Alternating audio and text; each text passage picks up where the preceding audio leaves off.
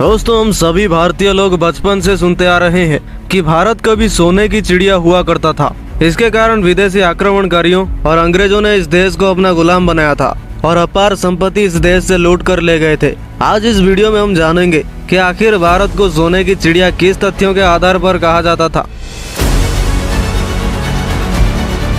The story about the Sone ki Chidiya.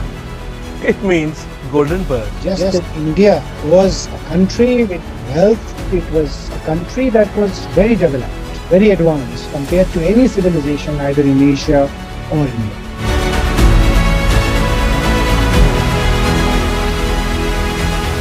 प्राचीन Bharat global business का centre था। प्राचीन काल में भारत खाद्य पदार्थों, कपास, रत्न, हीरे इत्यादि के एक्सपोर्ट में विश्व में सबसे आगे था।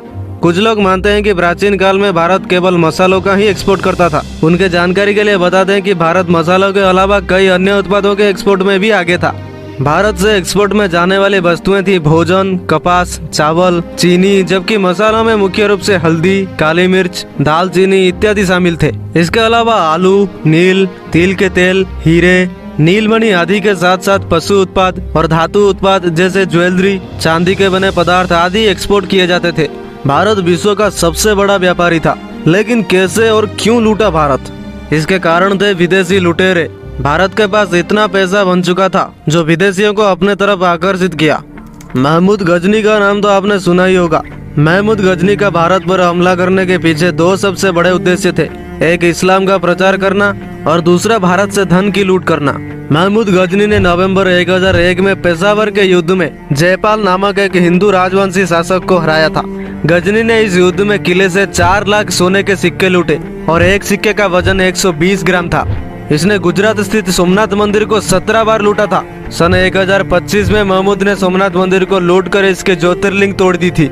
इस आक्रमण से उसने 2 मिलियन दिनारों की लूट की, जिसके अनुमानित कीमत आज के तारीख में 45 करोड़ रुपए के लगभग बैठती है। उस समय के हिसाब से यह बहुत बड़ी लूट थी।